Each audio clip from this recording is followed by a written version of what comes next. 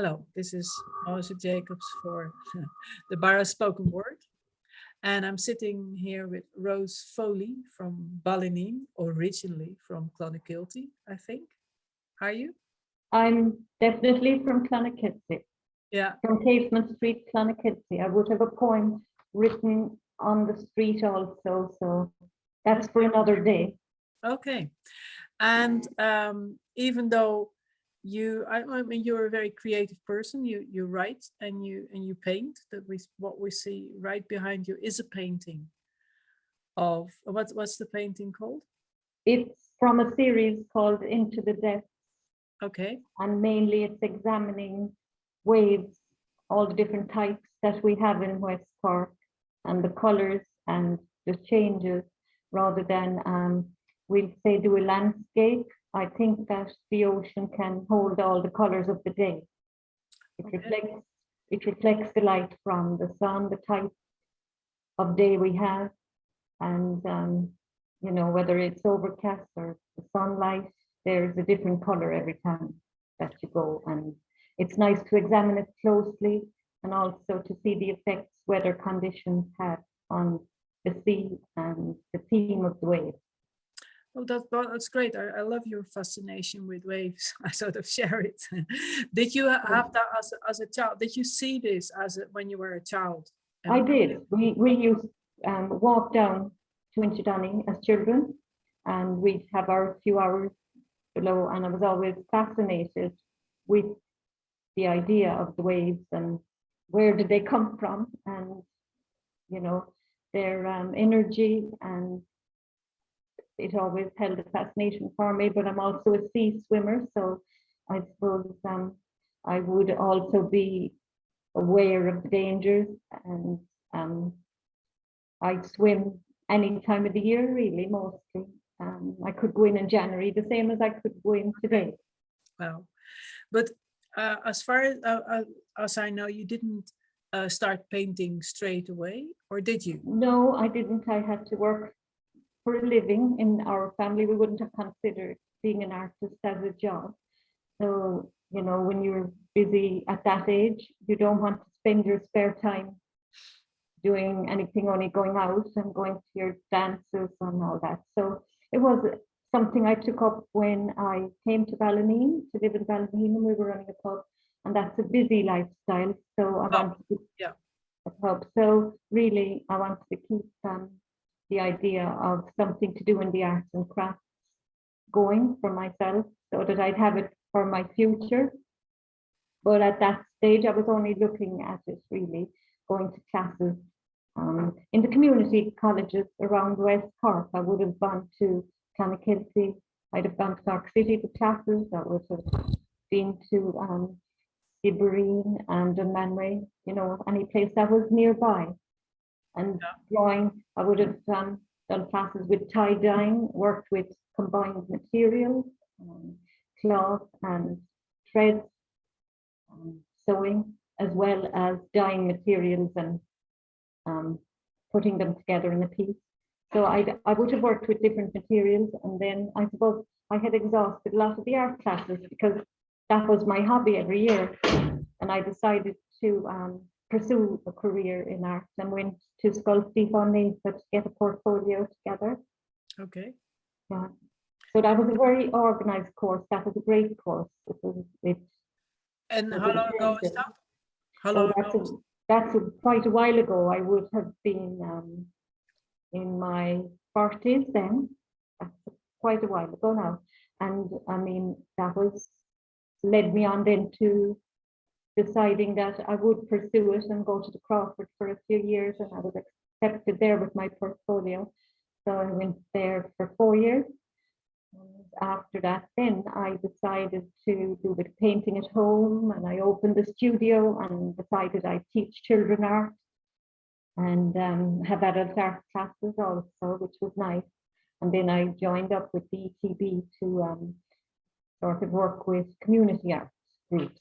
Okay. May I ask, how was it to be a mature student? Did you enjoy that? Did you enjoy I did enjoy it, but strangely enough, when you're a mature student, you start thinking about like almost like a student, not quite, because I have different responsibilities than the younger students, but there was a handful of mature students in the class, so that was made it much easier, and they're quite used to having mature students of all ages, even sort of my age now. Some of them decide to go, which is great, and become a mature student. So it was, I suppose, it was a great eye opener in the terms of going on a few tours to see some art in Italy and places, and England, to London, to some of the galleries, and opened up sort of avenues to explore art history. And in what way did it affect your own art? In what way did you start? I mean, what did you do before you went to the Crawford? Did you do more sort of naturalistic painting and landscapes, or is the and before I would have had time to explore ideas, I would have my art would have been more like drawing and painting a pretty scene, like a lake with a boat in it, and flowers, which I still like to do, floral themes and still life. And I still like to go back to that because I think it has a certain discipline. Everything has to be in the right place and very correct, and it's good for your drawing skills. So, but I think just going to college gives you that opportunity to sort of explore more, and your work is going to become very different, because we'll say, like, take the waves, the theme of the waves, you're abstracting and you're distilling the information even from your own photographs that you take, and by the time you're finished with your painting, it's very different, and it's more abstract than when you started. Can you tell me a bit more about abstract as a concept? I mean, when you do the waves, when you do the wave paintings, there's lots of color, and some are blue, which, you know, but there's also like the one behind you, which has lots of different colors. But then again, you may see these colors if you look properly at the sea, because the sea has many, many, many colors. So how would you choose your colors for your waves? You would, that is in your mind's eye a little bit, because when you look at a wave turning, and that split second before it disappears again, there's a lot of color going through it when it gets thinner, when the water is thinner.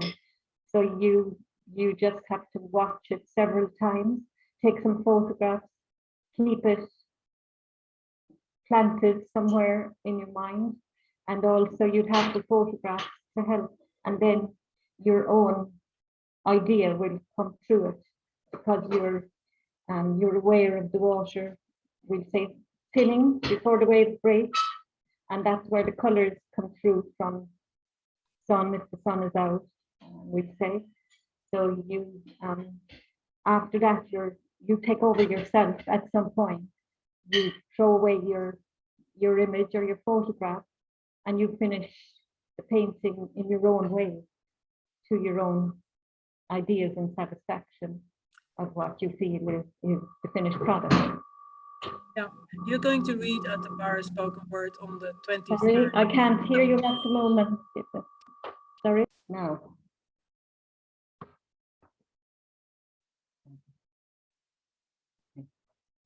So going back to how I distill the images, I think when you're doing a series, at the very end of the series, sometimes they become more abstract, because you've been working constantly. So sometimes then, like we'd say this one, yeah, it would have been just putting the paint directly on, rather than brushing every layer on, and brush this up, and then with this part where the flow is happening, I could run it in with a rough brush afterwards, but the paint would have been directly applied onto the board, and I might have had an image, but it would still turn out different, quite different to my idea at the beginning. and that usually happens at the end of a series. Also, this is another one where you'd apply the paint directly, and then the colors, and then just blend them together after. Could you say what the idea was for the whole series? I mean, obviously you are painting, you're experimenting with waves, basically.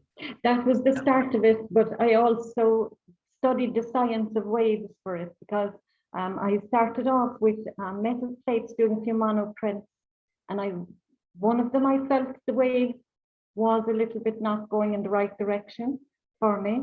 So I decided, okay, I think I better study how waves really are formed, how they're governed by the sun and the moon and the gravitational pull.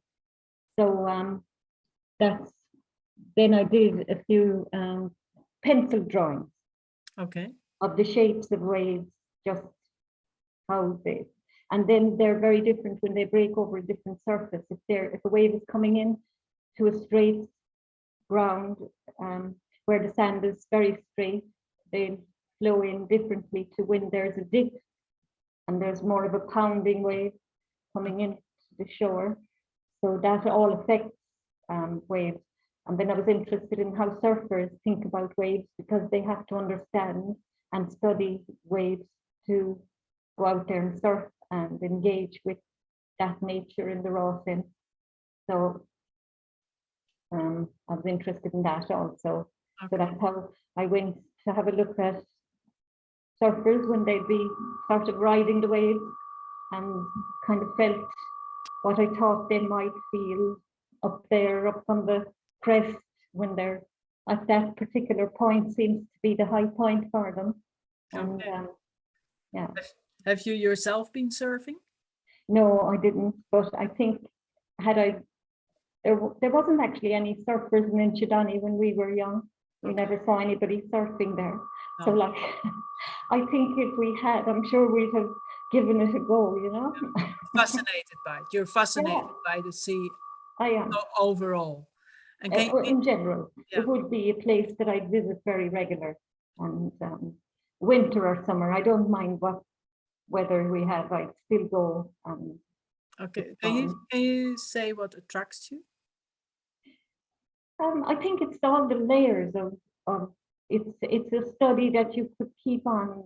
I have other ideas that that are going to be more atmospheric, that I'd like to convey the sea in that way, bring the sky more into it. And that would be quite atmospheric, the way I would like to portray, because I have a lot of photographs taken, and that would be another series for another time. But I just feel it's an endless, it's an area that you could have endless possibilities with. Well, it's really, waves are sort of everywhere if you think about it. Well, yeah, they're all around us, really. Yeah. And because on 23rd of August, Tuesday, the 23rd of August, you're going to read at the bar as spoken word. Are you going to bring along paintings as well and talk about them? I will. I'll bring along, say, a few of the larger paintings, and I'll have some of the smaller paintings. And if, you know, hopefully the people might bring something that they like, a painting or an object or a photograph, and it might prompt them to write a few lines of poetry, maybe. To go, because you write poetry to go with your paintings, or they? No, not normally. I wouldn't. I didn't set out to write this poetry to go with the paintings, but it was an occurrence that happened while I was painting. Some of the words that came to me, I wrote them down in a book. They were just words that were, and then sentences, and I would write them all down in a book. And I would kind of think, where is this going? Because I hadn't planned it. And it's just, I suppose, another avenue. I thought then, you know, that might be an avenue where that I could explore. I hadn't thought of that. And the words kept coming and the sentences, and I had realized I had a good few pages written, but I had to obviously edit some of it. And yeah, so that was a surprise, a surprise occurrence that happens when I suppose the same way when a few musicians are together and they're jamming and they're talking, and a word or a sentence might sort of prompt them to say, I think we could have a new piece of music or a new song from this. Yeah, They might, that's great. you know. That's amazing. Thank you very much, Rose. I really look forward to seeing more of your paintings and hearing you speak about them. And I hope that many people will come and bring along a piece of Perfectly. visual that they themselves are, either they made it or they found it or they're inspired by it, because you can do so much with the combination of words and Great. visuals. Yeah. Thank you very much. Okay, Martha. thank you And very much. hopefully we'll have a little bit of inspiration on the night. We will I, find it. I'll bring a few. I'll bring a few images, and if somebody wants one to look at, it might prompt a few words Okay, on the night. that sounds great. That's See you there. lovely. Bye-bye.